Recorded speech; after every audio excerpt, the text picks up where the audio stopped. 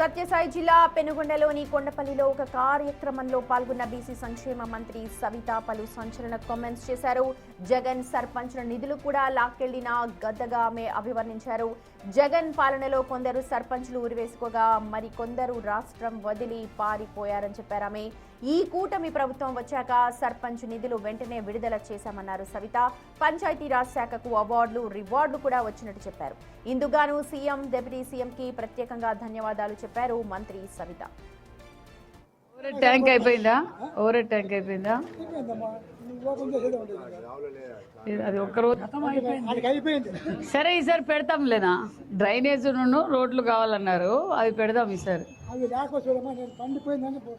కూటమి ప్రభుత్వం అధికారం రాగానే మరి సర్పంచ్ నిధులు కూడా రావటం కూడా జరిగింది. మరి ఎక్కడికక్కడ అభివృద్ధి కార్యక్రమాలు కూడా జరుగుతున్నాయి. మనకి మొన్నటి రోజున అవార్డ్స్ రావడం కూడా జరిగింది. మరి ఇదే వైసీపీ సర్పంచులు మరి సర్పంచ్ ఎలక్షన్లలో జరగకుండా, నామినేషన్లు వేయకుండా ఏదో ఈ రాష్ట్రాన్ని మేము అభివృద్ధి చేసేస్తాం, గ్రామీణ స్థాయి నుంచి మేము కనీ విని విధంగా ఒక్క అవకాశం మాకు ఇచ్చారు మరి అని చెప్పి వారి నాయకుడు జగన్మోహన్ రెడ్డి గారు సర్పంచులను గెలిపించిన తర్వాత, అంటే గెలిపించిన దౌర్జన్యంగా గెలిచాక మరి అభివృద్ధి చేసింది ఏమీ లేదు. కొంతమంది సర్పంచులు ఉరేసుకున్నారు, కొంతమంది సర్పంచులు ఇతర రాష్ట్రాలకు వలసపోయారు. ఎందుకంటే ఇక్కడేమో గ్రామస్తులేమో సర్పంచ్ అంటారు.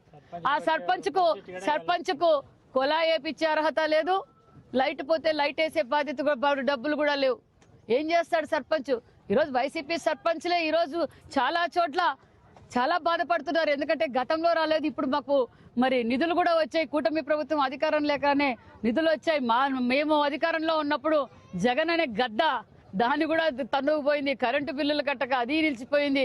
మరి ఈరోజు గ్రామీణ అభివృద్ధి ప్రతి గ్రామంలో కూడా జరుగుతుందన్న విషయం కూడా తెలియజేస్తూ మరి ముఖ్యంగా మా డిప్యూటీ సీఎం పవన్ కళ్యాణ్ గారికి, మరి మా ముఖ్యమంత్రి చంద్రబాబు నాయుడు గారికి కూడా ప్రత్యేకత